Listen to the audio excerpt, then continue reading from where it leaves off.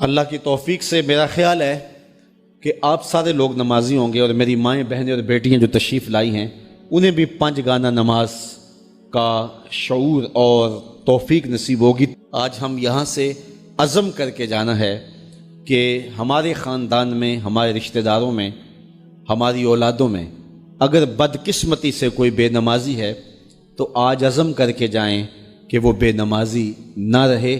اتنے زور سے تبلیغ کریں گے کہ وہ نماز پڑھنے پہ مجبور ہو جائیں گے۔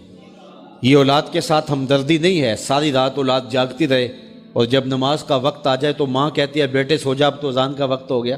حالانکہ چاہیے تھا کہ اب تو اٹھ جا، اب اذان کا وقت ہو گیا، لیکن ماں اس وقت اگر سلا دے تو کیا یہ گوارا کرتی ہے کہ میرا بیٹا جہنم کی آگ میں جلے؟ ماں اپنی اولاد کو جگائے، اس سے ہمدردی یہ نہیں ہے کہ اب اس کو سونے دے، بیچارہ ساری رات جاگتا رہا ہے۔ ساری رات جاگنے کا اسے حکم کس نے دیا تھا؟ فجر کے وقت جاگنے کا حکم ہے جب رحمت اللہ کی بٹ رہی ہے، تو اس کو بیدار کرے، اس کو جگائے۔ کڑکتی دھوپ ہے، آج کل موسم کتنا گرم ہے، تو اگر بچہ دھوپ میں کھڑا ہو اور اس کے پاؤں جلس رہے ہوں تو ماں گوارا کرتی ہے، بھاگ کے اچک لے گی بچے کو کہ میں اسے دھوپ سے، تمازت سے، گرمی سے بچا لوں۔ تو کیا حشر کی کڑکتی دھوپ میں بیٹا پسینے میں شرابور ہو اور وہ پسینہ آگ سے بھی زیادہ گرم ہو تو کوئی ماں یہ گوارا کرتی ہے؟ یقیناً نہیں کرتی۔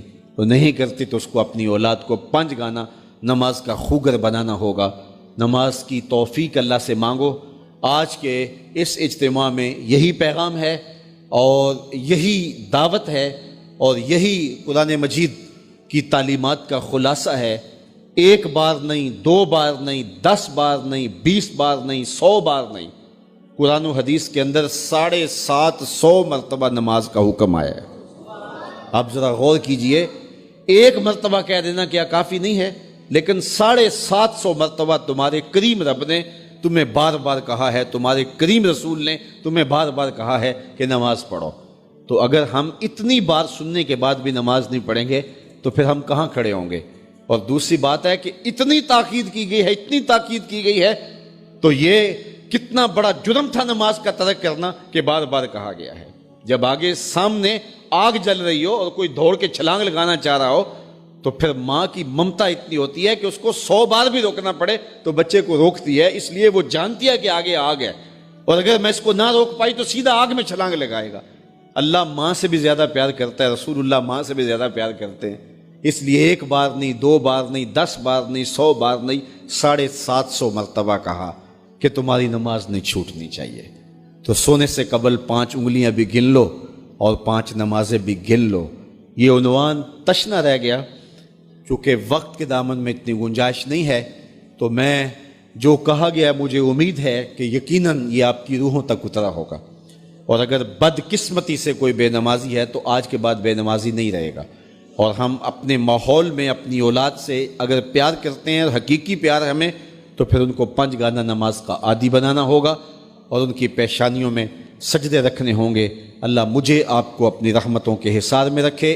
رسول کریم صلی اللہ علیہ وسلم نے ارشاد فرمایا، اگر تم میں سے کسی شخص کے دروازے کے سامنے سے نہر گزرتی ہو اور وہ دن میں 5 مرتبہ وہاں سے غسل کرتا ہو، صحابہ مجھے بتاؤ اس کے بدن پہ کوئی میل کچیل رہے گا؟ تو صحابہ نے عرض کی، اے اللہ کے رسول، اس کے بدن پہ کوئی میل کچیل نہیں رہ سکتا جو دن میں 5 مرتبہ غسل کرتا ہے۔ فرمایا یہ 5 نمازوں کی مثال ہے، جو 5 نمازیں پڑھتا ہے اس کے بدن پہ گناہوں کا میل نہیں رہتا ہے، اللہ اسے ستھرا کر دیتا ہے، اسے پاک کر دیتا ہے۔ ایک نماز سے لے کر دوسری نماز کا وقت، درمیان میں جتنا وقت ہے اس کے جتنے گناہ ہیں، دوسری نماز ان گناہوں کا کفارہ ہے۔ حضرت سلمان فارسی اور حضرت ابو عثمان سفر پہ جا رہے تھے، پت جھڑ کا موسم تھا، ایک درخت آیا جس کے پتے زرد ہو گئے تھے، تو حضرت سلمان فارسی نے شاخ پکڑی اور جھٹکا دیا، سارے پتے گر گئے۔ تو کہا ابو عثمان تو نے مجھے پوچھا نہیں کہ یہ میں نے کیوں کیا ہے؟ حضرت ابو عثمان نے کہا میں نے نہیں پوچھا، آپ بتائیں آپ نے ایسا کیوں کیا ہے؟ تو حضرت سلمان فارسی کہنے لگے، ایک دن میں رسول اللہ کے ساتھ تھا، سفر پہ تھا، ایسے ہی ایک درخت آیا جس کے پتے زرد ہو چکے تھے، حضور نے شاخ پکڑی، جنبش دی، جھٹکا دیا، پتے گر گئے۔ حضور نے مجھے دیکھا اور کہا، اے سلمان تو نے مجھے پوچھا نہیں کہ میں نے ایسا کیوں کیا ہے؟ تو میں نے کہا بندہ نواز آپ بتا دیں آپ نے ایسا کیوں فرمایا ہے؟ فرمایا سلمان جس طرح میں نے اس شاخ کو جنبش دی اور اس پر کوئی بھی پتہ نہیں رہا، سارے گر گئے۔ جب بندہ نماز کے لیے کھڑا ہو جاتا ہے بدن کے سارے گناہ جڑ جاتے ہیں۔